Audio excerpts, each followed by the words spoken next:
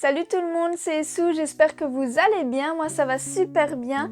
Aujourd'hui on se retrouve pour le bilan de lecture de la dernière semaine du mois de juillet 2021. Cette semaine j'ai lu 16 mangas et avant de commencer je voulais juste m'excuser. Cette vidéo n'est pas sortie dimanche du coup parce que j'étais pas mal occupée, donc elle sort qu'aujourd'hui. Donc voilà, un petit jour de retard. Mais bon, l'essentiel c'est qu'elle soit là. Et du coup on va commencer tout de suite avec Dice. Les tomes 1, 2 et 3. Je vous mets le résumé. Dice, c'est édité chez Nazca le 26 février 2021. C'est un webtoon et il est en cours actuellement. Le tome 4 sortira le 27 août, le tome 5 le 15 octobre et le tome 6 le 10 décembre. Déjà, je suis pas fan du style graphique. Mais après, ça ne concerne que moi, hein, parce que de base, je suis pas du tout webtoon. J'aime pas trop ça. Et voilà, tout ce qui touche un petit peu en plus au numérique et tout, je suis pas ultra fan. Donc voilà, visuellement, je suis pas ultra fan des dessins. Par contre, j'aime énormément l'histoire. Je trouve l'histoire vraiment très originale, plutôt bien construite, avec énormément de mystères à découvrir du coup. Donc j'ai hâte quand même de lire les prochains tomes pour un petit peu creuser tout ça. Les personnages sont plutôt intéressants, mais je voudrais les voir se développer aussi un petit peu plus pour pouvoir m'attacher davantage à eux. Mais franchement, je suis pas déçue de l'histoire. J'ai trouvé par contre que le tome 1 était un petit peu lent à démarrer, personnellement. Mais après, ça va tout seul, ça s'enchaîne à une vitesse folle. Et la fin du tome 3 m'a vraiment donné très envie de lire la suite. Donc j'attends de voir comment le développement se poursuit pour cette œuvre. Mais c'est pas mal, c'est vraiment pas mal. Ensuite, on a le tome 1 de Aria, The Masterpiece. Alors, waouh, juste celui-ci, j'ai craqué parce que l'édition, les covers, le dessin, c'est juste incroyable. Et j'ai franchement bien fait. Je vous mets le résumé.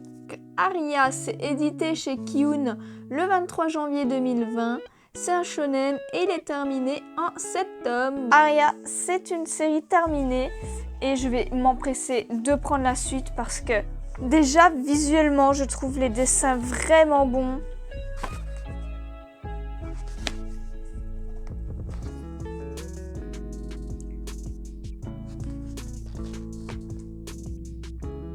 Franchement, c'est super beau. C'est un côté extrêmement poétique, c'est très doux, ça se lit tout seul. C'est une série qui est vraiment très agréable, très détente.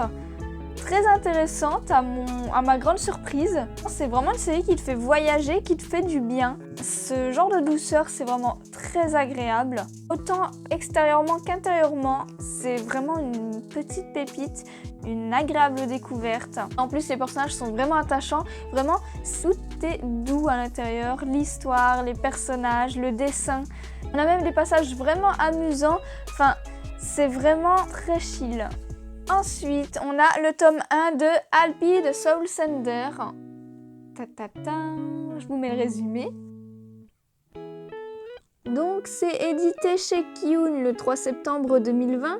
C'est un seinen et il est en cours actuellement. Le tome 5 sortira le 12 août. La cover, déjà, m'attirait beaucoup. J'ai mis du temps avant de l'acheter.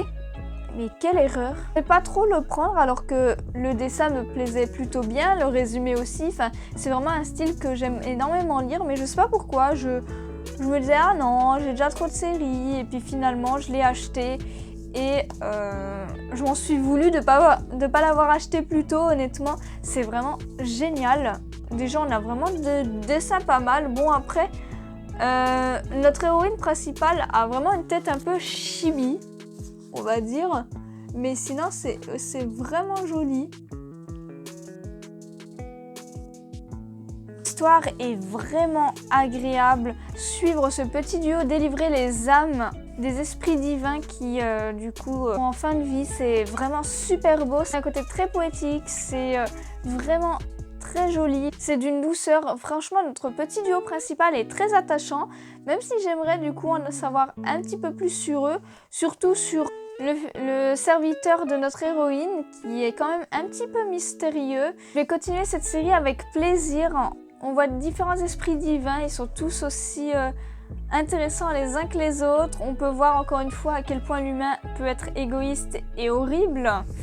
Sans vous en dire plus, je vous laisse lire cette œuvre incroyable. Mais en tout cas, c'est une très bonne surprise pour moi. Et j'espère vraiment que notre héroïne arrivera à retrouver ses parents. On verra bien comment l'histoire tourne. En tout cas, c'est vraiment très prometteur ce premier tome. On enchaîne avec le tome 1 de Maggie de Labyrinth of Magic. Alors celui-là, ça fait un moment que j'avais envie de le lire. Et ça y est, je me suis pris le tome 1. Enfin, je vais vous mettre le résumé. Donc c'est édité chez Kurokawa le 7 juillet 2011, c'est un shonen et il est terminé en 37 tomes, donc c'est quand même pas mal, ça me dérange pas. Les dessins sont plutôt cool. Je vous ai trouvé la meilleure planche. Enfin voilà, c'est très joli, même si parfois ça a l'air un petit peu brouillon ou parfois c'est un petit peu simpliste au niveau des visages notamment. Généralement c'est très joli et franchement je suis pas déçue de ce premier tome, il commence merveilleusement bien, les personnages sont vraiment attachants, vraiment sympathiques. Surtout notre petit Aladdin et son étrange ami Hugo qui est dans la flûte. J'espère en savoir plus sur eux par la suite, mais bon, avec 37 tomes, je pense que les personnages vont être tout de même assez développés, je l'espère en tout cas. J'ai vraiment hâte de suivre leur aventure à la découverte des labyrinthes, ça va être juste génial, c'est hyper original. C'est vraiment un manga qui te fait voyager, qui est très intéressant à suivre et c'est bourré d'humour. Je vous jure que je me suis tapé des grosses barres tout le long. Il y a plein de situations absurdes, parfois des vannes qui ne volent pas très haut, mais ça marche quand même en fait. On tombe dedans, on passe juste un bon moment et franchement, j'ai trop hâte de lire la suite et de percer un petit peu les mystères des labyrinthes, voir s'ils arrivent à trouver des choses intéressantes, des trésors et autres. Et de découvrir du coup l'évolution de cette histoire qui est riche en informations. J'ai super hâte. On continue avec Looking Up to Magical Girl, le tome 1. Je vous mets le résumé. Donc c'est édité chez Meian le 24 février 2021. C'est un seinen. Il est en cours actuellement, le tome 3 sortira le 10 août. Je suis vraiment pas déçue de l'avoir acheté, hein, honnêtement.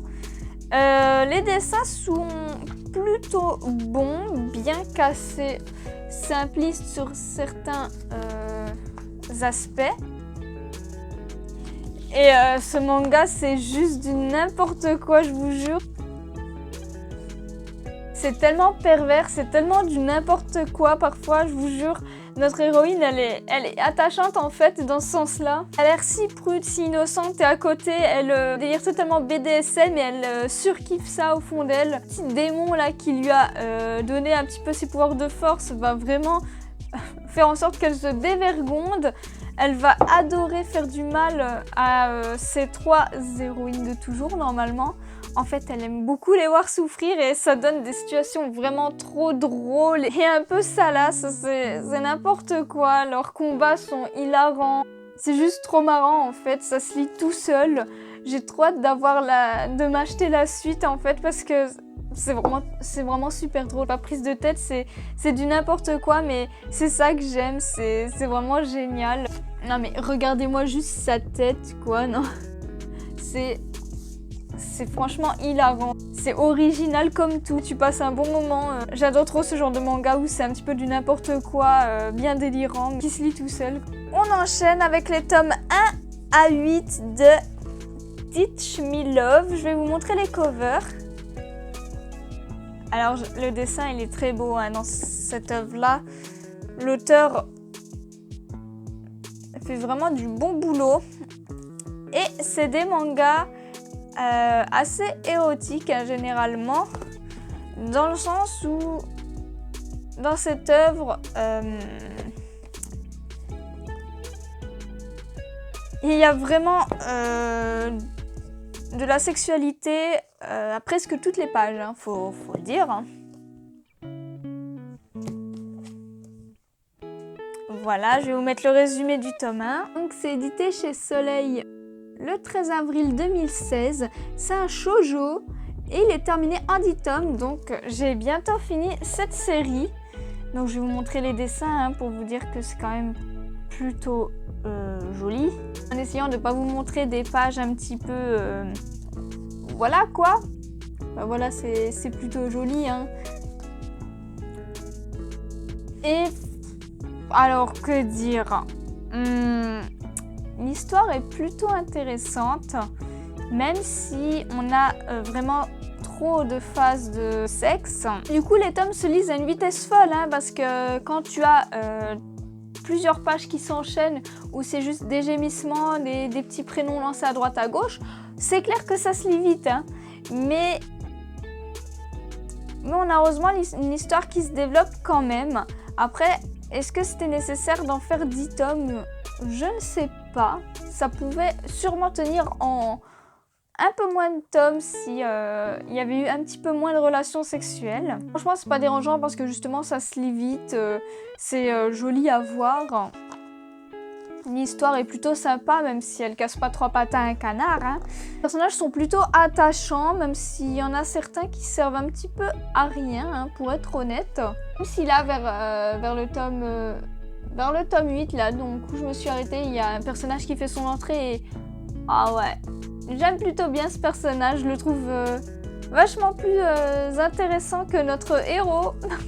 Voilà, ça se laisse lire tout seul. L'héroïne est quand même assez faible, on va dire. Je veux dire, enfin voilà, à peine on lui souffle sur le visage, limite, elle est déjà émoustillée. Elle se laisse assez vite avoir par d'autres personnes, donc c'est un petit peu embêtant, un petit peu horrible à certains moments. Elle est tellement sensible en fait que même si quelqu'un d'autre la touche, elle va être quand même toute chamboulée et puis elle va cacher certaines choses à son copain, donc... c'est pas fou, autant vous le dire, c'est pas fou. Mais voilà, ça se laisse lire quand même tout seul, mais c'est pas quelque chose d'incroyable non plus à lire. Et pour finir ce bilan de lecture, j'ai lu le tome 1 de Why Nobody Remembers My World. Quel accent, je sais. Alors déjà, regardez-moi cette cover incroyable. Je vous mets le résumé. Donc c'est édité chez Doki Doki le 4 mars 2020, c'est un seinen et il est en cours actuellement, le tome 7 sortira le 6 octobre. On sent mais qu'est-ce que c'est une bonne surprise, alors juste déjà graphiquement c'est juste incroyable, je trouve ça magnifique. Regardez-moi ça, c'est juste trop beau, je suis juste trop fan. Je trouve ça magnifique. L'histoire est plutôt intéressante et remplie de questionnements parce que notre héros il vit sa vie tranquillement et puis d'un coup le monde change littéralement devant ses yeux. Tout est détruit, tout est en ruine, tous ses amis ont disparu.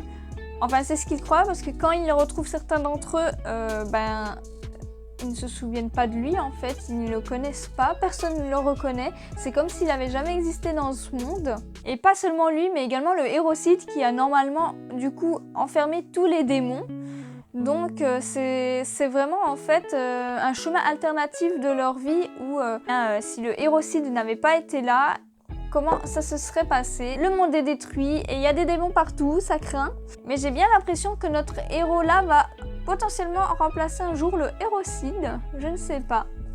Parce qu'il a vraiment du potentiel, vraiment intéressant, assez fort. À la fin du tome 1, il va rencontrer du coup une ange démon. J'ai assez hâte de voir ce que ça va donner. Le développement qu'on va avoir dans cette histoire, en tout cas, ce premier tome est très bien lancé, très bien écrit. Et j'ai vraiment envie d'en savoir plus sur du coup notre héros et son passé. J'ai envie d'en savoir plus aussi sur cette mi-ange mi-démon, sur comment se fait-il que le monde est changé comme ça d'un claquement de doigts. Enfin, il y a tellement de questions encore sans réponse et c'est normal, c'est le premier tome. Et il faut vite que je me procure la suite et que je perce du coup ces mystères parce que c'est vraiment une très bonne série. Très original, très bonne surprise. Sur ce, ce bilan de lecture de la semaine est terminé. J'espère que la vidéo vous a plu. N'hésitez pas à me dire vos lectures de la semaine et si on a des lectures en commun ou pas. Vous pouvez également me suivre sur Instagram pour suivre toutes mes reviews que je publie tous les jours. Et sur ce, passez une bonne journée.